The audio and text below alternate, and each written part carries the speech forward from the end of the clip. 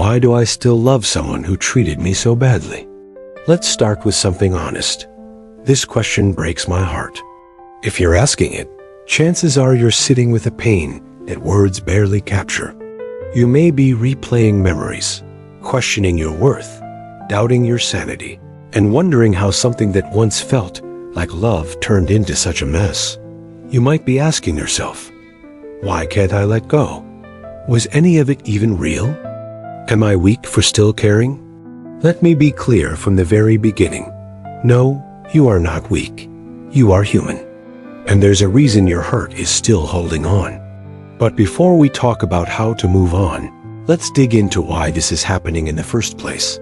Psychologically, emotionally, and even biologically. 1. What you're feeling might feel like love, but it's not healthy love. Here's the painful truth. When someone treats you badly, manipulates you, disrespects you, lies to you, or harms you, and you still feel love for them, you're likely caught in a trauma bond, not a real bond. Let's break that down. A trauma bond happens when your brain gets wired to associate pain with love. You start clinging to the good moments, even if they were rare, and rationalizing the bad ones. You confuse intensity with intimacy. It's like your heart is playing tricks on you. One moment you remember the kisses, the inside jokes, the nights you felt close. The next moment, you're trying to forget the shouting, the gaslighting, or the silence they used as punishment. That confusion is not love. That's trauma. And it's real. It's powerful. But it's not love. 2. You might be repeating what you learned as a child. This part is hard to hear, but crucial. A lot of us grew up learning love through inconsistent, emotionally unavailable, or even unsafe people. And our little child brains, trying to survive, learned that love sometimes hurts. That love means waiting, proving, or pleasing. Fast forward to adulthood, and that childhood pattern can show up again, like a ghost from your past. You fall for someone who is hot and cold, and instead of walking away, your nervous system says, "This feels familiar. This must be love." It's not your fault. It's what you are taught. But now that you're aware of it, you can relearn what love is supposed to feel like. 3. The brain can get addicted to emotional highs and lows. Love, or what we call love, is also chemical. When someone gives us attention, our brain releases dopamine, the feel-good chemical. When they withdraw, we crash. And when they return again with kindness or promises, we get another hit. It's the same cycle seen in addiction. This is why you might feel like you're in love with someone who keeps hurting you.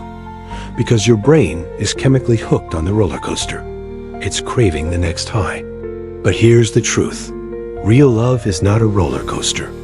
It's a safe, steady ground. It brings peace, not confusion. 4. Empaths often attract the deeply wounded, but that doesn't mean you should stay.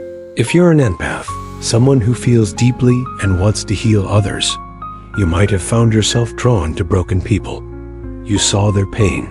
You saw their potential. You told yourself, maybe if I love them enough, they'll change. And let's be honest, that's a beautiful heart to have. The world needs more people who care that deeply. But here's the warning. You are not a rehabilitation center. You are not their therapist. You are not their savior. It is not your job to bleed so they can heal. It is not your purpose to fix someone who is actively hurting you. You can love someone and still choose yourself. You can have compassion for their pain without letting it destroy yours. 5. You confused obsession, hope, or guilt with love. Sometimes what we call love is actually hope, clinging to what we wish the relationship could be.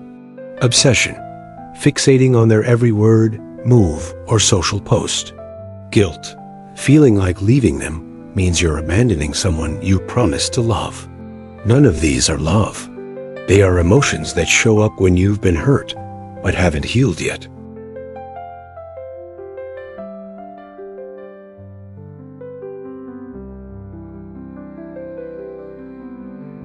Seven. So, Is it really love if they hurt you? Let's ask a bigger question. What is love, if not safety, respect, trust, and care? If someone violates those things consistently, unapologetically, and destructively, what's left? Is it love if it makes you anxious every day? Is it love if you cry more than you smile? Is it love if you have to beg to be seen, heard, or held? Real love is not supposed to hurt more than it heals. It doesn't ask you to sacrifice your sanity, dignity, or joy. If it costs you your peace, it's too expensive, even if it feels like love. 8. You deserve so much more than this. Let's pause here and say something you may not have heard enough. You deserve affection. You deserve consistent, safe love. You deserve someone who chooses you without games. You deserve to feel secure, seen, and supported. You deserve to be happy. Repeat those words. Write them down. Say them to your mirror every morning. You don't have to earn real love. It should be given freely, not squeezed out like crumbs. 9. Healing starts with choosing you. Letting go of someone you loved, even someone who hurt you, takes time, courage, and often grief. It won't happen overnight. But healing always begins with a decision. I deserve better than this. After that, the journey continues with small steps. Blocking their number, writing a goodbye letter, talking to a therapist, rebuilding your identity outside of the pain. And over time, the fog lifts. You remember who you were before them. You rediscover joy without drama. You breathe easier. You sleep deeper. You start to smile again, not because of them, but in spite of them. That's power. That's healing. That's real love for yourself. 10. Final words. It's okay to mourn, but don't settle there. You're allowed to remember the good parts. You're allowed to cry. You're allowed to miss them. Don't keep opening the door to someone who keeps stealing your peace. But don't build a home in your pain. Loving someone doesn't mean you have to keep suffering for them. And one day, maybe not today, maybe not tomorrow, you'll meet someone who loves you without hurting you. And you'll wonder why you ever settled for anything less. Until then, focus on loving the one person who needs it most right now. You. Mantra to remember. I deserve love that doesn't hurt. I choose peace. One choose me.